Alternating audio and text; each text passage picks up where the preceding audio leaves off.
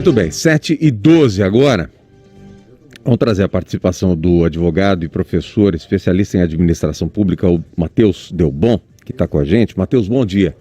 Bem-vindo. Bom dia a todos os ouvintes.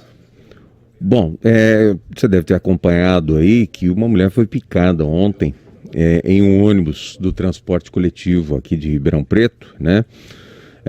O caso veio à tona começou com exclusividade aqui na Tati, e isso não tem a ver, mas o escorpião estava dentro de um ônibus, Matheus, que faz a linha Nova Aliança.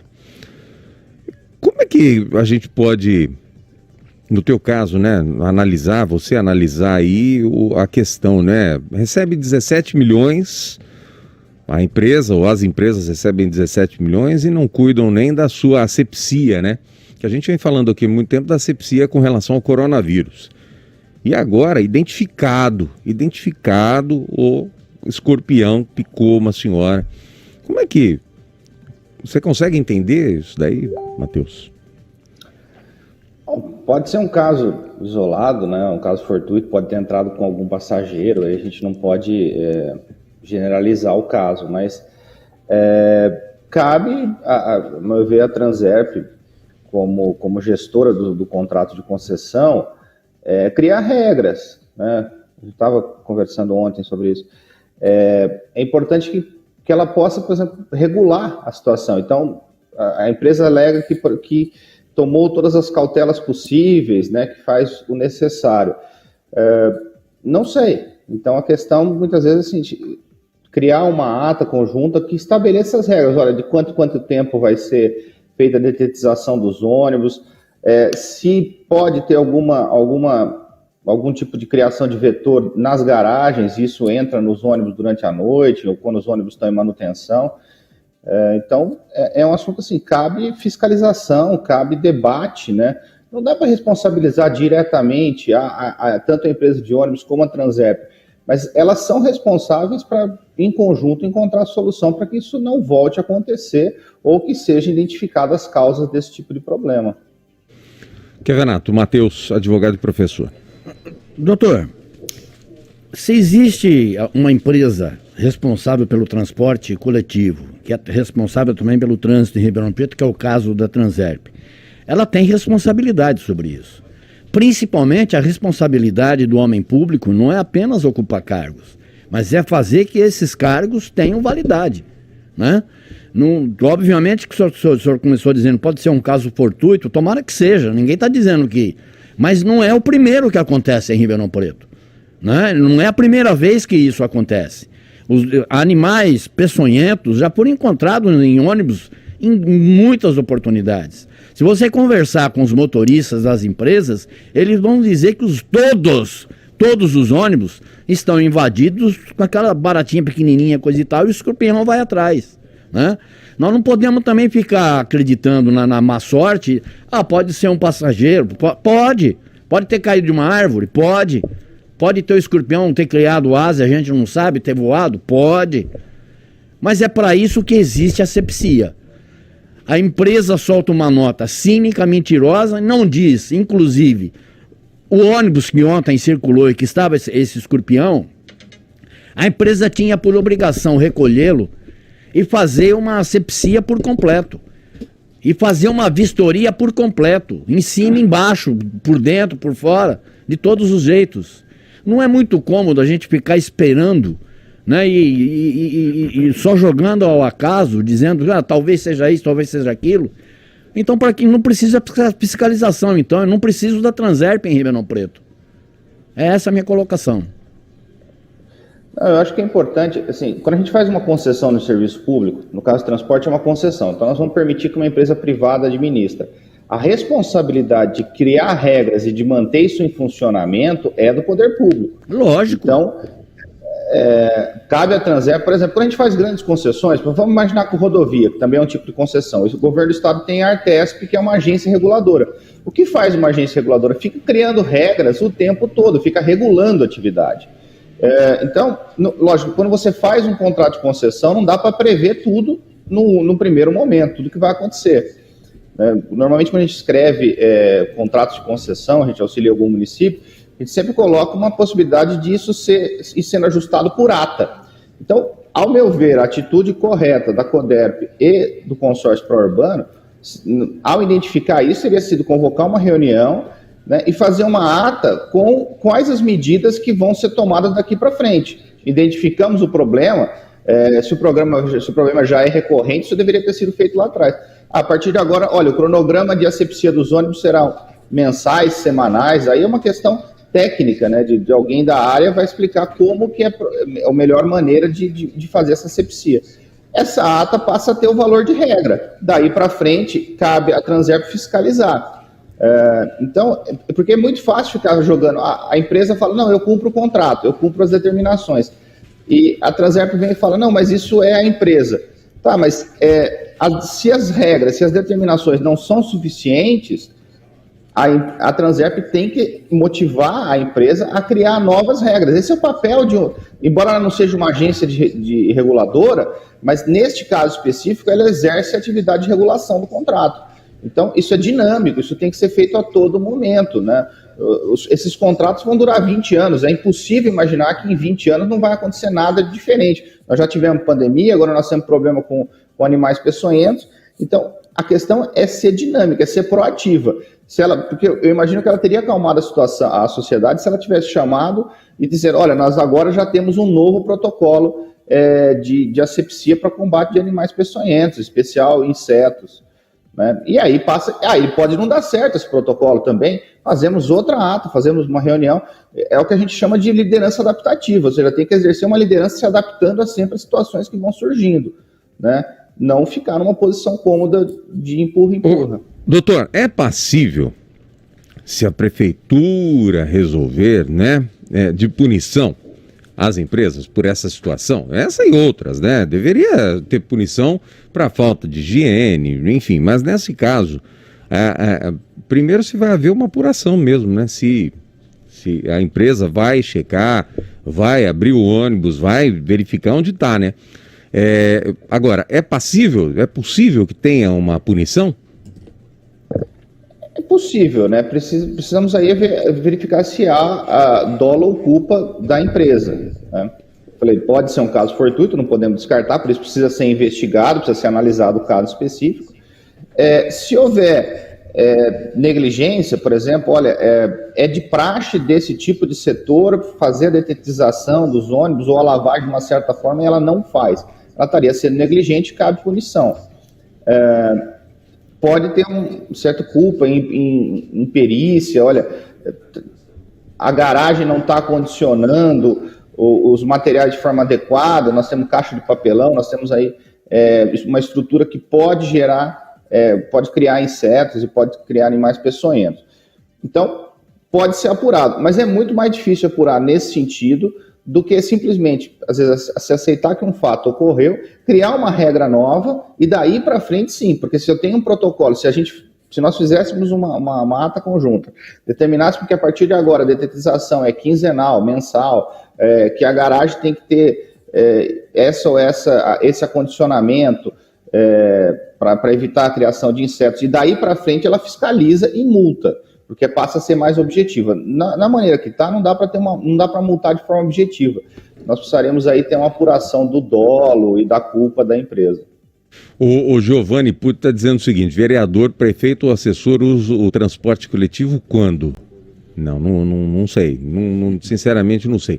O Picão, o Wilson Rogério Picão, seu parceiro de advocacia, doutor, está dizendo o seguinte: a diferença é que as empresas que têm concessão com o Estado sofrem fiscalização mensal pela Artesp. A Transerp fiscaliza quando? Né? Boa pergunta. Tem uma questão aqui também. Uma boa indicação. Quer responder, fica à vontade. Não, eu acho que os municípios realmente não têm a prática de criar agências reguladoras. Eles transformam alguns órgãos que tem, como a Transerp já é um órgão antigo, então ele reveste ela de alguma função de regulação, aproveitando do órgão que já tem. É lógico que uma Artesp, uma ANEEL, uma Anatel, que são agências criadas para exercer regulação, ela já tem todo um protocolo de fiscalização, porque é justamente essa a função principal dela.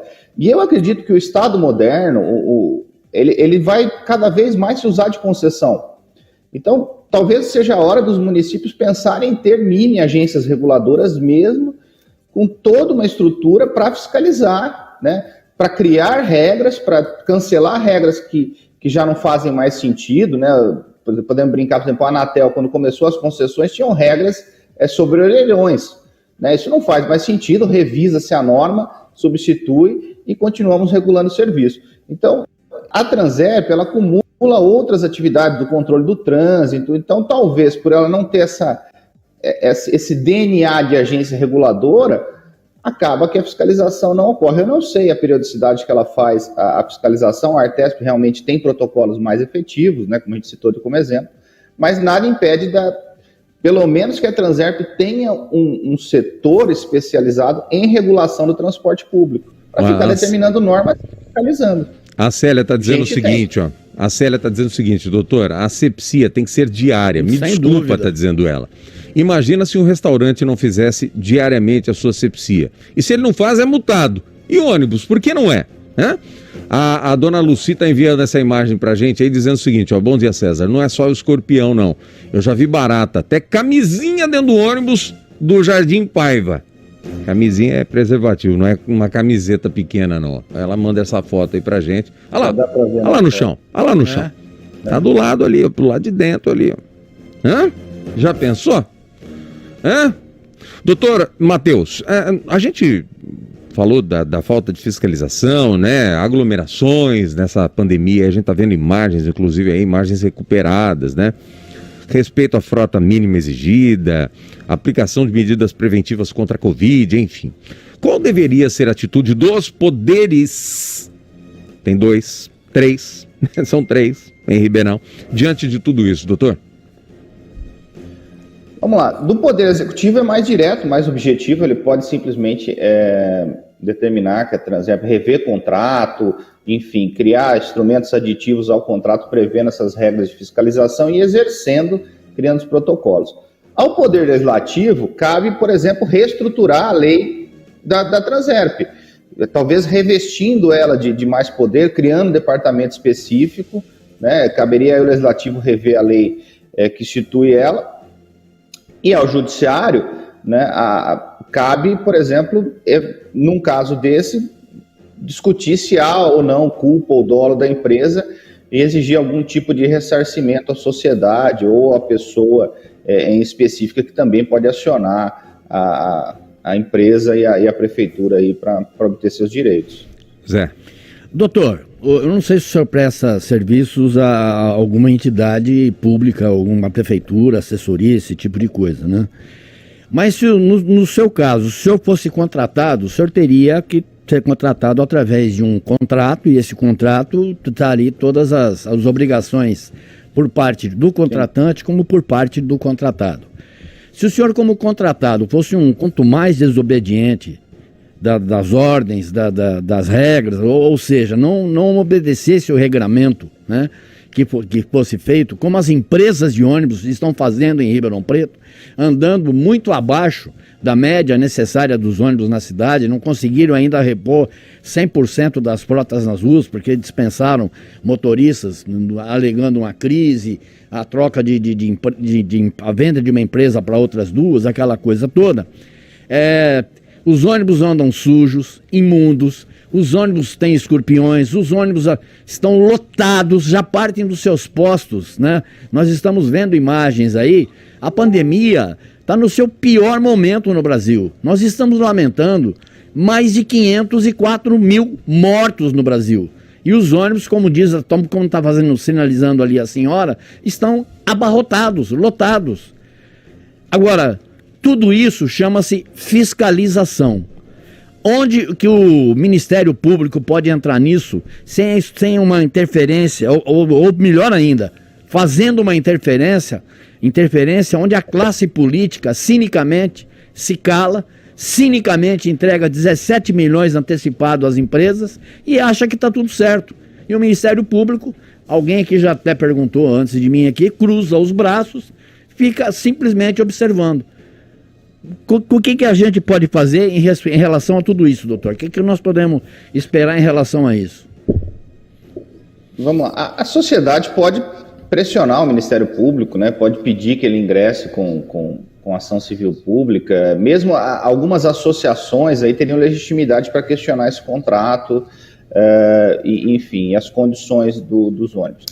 Mas eu acho que a questão central, lembrando o caso aí dos 17 milhões, né, que assustou um pouco a todos, inclusive a mim, demonstra muitas vezes um desenho muito mal feito sobre o transporte público em Ribeirão Preto. Porque quando você faz uma concessão, existe uma matriz de risco. Você tem toda, inclusive as PPPs, a nova lei de PPP exige que isso seja feito, a nova lei de licitação vai começar a exigir essa matriz de risco. Então, tem que existir uma delimitação de quem é o risco da atividade. Olha, o setor privado vai ficar com o lucro, mas você vai assumir um certo risco, inclusive de prejuízo, numa eventual pandemia. Né? O que a gente vê aí é que o risco fica todo para a prefeitura. Então, olha, sobre o risco de dar prejuízo, a prefeitura tem que cobrir o déficit. Agora, o risco da manutenção é a prefeitura que está sendo responsabilizada. Eu acho que essa matriz de risco nesse contrato, se ela existe, ela é um pouco, vamos dizer assim, desequilibrada, porque eu não vi ela chamar também e falar, olha, esse mês nós tivemos uma utilização muito melhor do sistema, os passageiros estão usando em linhas curtas, aumentou o nosso lucro, eu acho que a gente vai devolver isso para a sociedade. Isso não acontece, eu nunca vi. Né? É natural que o lucro ela vai... Mas falhou a internet. E na hora do Deixa eu colocar, a Célia faz uma questão aqui, eu vou colocar em afirmação, tá, Célia? Porque não tem outro sentido, né? Ela pergunta o seguinte, para o senhor, doutor Matheus, esses ônibus foram retirados, o doutor não vai saber responder, né? Mas assim, ela pergunta, esses ônibus foi retirado da linha naquele final do percurso para perícia e uma procura de outros escorpiões, baratinhas, asepsia e dedetização? Não é o que deveria ser feito, doutor? Deveria ser feito isso, né? Essa é a questão. Até para tranquilizar a sociedade, eu já tinha até feito essa afirmação, até para tranquilizar a sociedade e dar uma satisfação. E só para acrescentar aqui, doutor, essas empresas do tal consórcio do transporte coletivo devem à Transerp cerca de 12 milhões de reais, entre 12 e 15 milhões de reais, dependendo das contas a serem feitas, que é o repasse de 2% que a Transerp recebe, ou deveria receber, pela organização do trânsito, pelo gerenciamento do trânsito. E não recebe. E as empresas continuam trabalhando absolutamente normal, e em troca disso ainda recebem o benesse de 17 milhões de reais. Quanto à primeira pergunta, demonstra a falta de protocolo. Então, talvez a Transerp vai criar esse protocolo. Encontrou animal peçonhento? Olha, o protocolo é mandar para uma análise, né? Nós temos também órgãos para fazer. Nós temos zoonoses, nós temos centro de zoonose, a prefeitura tem ferramentas e pessoas para fazer esse tipo de verificação. Bastaria mandar para o departamento responsável para fazer uma análise, enfim, se tem ovos, se acha ninho, se tem outros animais aí. O escorpião se alimenta de barata, então se você encontra barata, a chance de encontrar escorpião é maior. Então, é só questão de ter protocolo. O órgão tem, estrutura tem. Né? Doutor. Agora, oi. Pois não, fica à vontade, conclua, por favor. Não, eu ia responder a segunda parte que ele comenta, né? Uhum. Realmente essa ligação entre a Transerp e as empresas está deteriorada, né? Eu fico impressionado, Ribeirão Preto, nos últimos 50 anos, o que mudou efetivamente no transporte público de Ribeirão Preto? Nós temos um modelo que pouco foi repensado, né? Ele basicamente é o mesmo modelo de uma cidade de 200 mil habitantes, ou seja, são linhas de ônibus, umas linhas mais circulares, alguns pontos de conexão, mas assim, eu acho que está na hora de Ribeirão pensar não só o ônibus em si, mas o transporte público, né, da região metropolitana de Ribeirão Preto. Está na hora de evoluir. Existem outros meios de mobilidade urbana, outras formas de conectar sistema de transporte, que pode ser mais eficiente e até permitir uma tarifa menor ou que com uma lucratividade maior atrai empresas dispostas a fazer maiores investimentos. Falou tudo. Falou tudo. Dr. Matheus Bernardo Delbon, professor, advogado especialista em administração pública. Obrigado, viu, pela atenção conosco aqui e pelas explicações aí. Muito obrigado. Obrigado, Caparelli, e um Bom abraço dia, a todo. Bom dia. Valeu.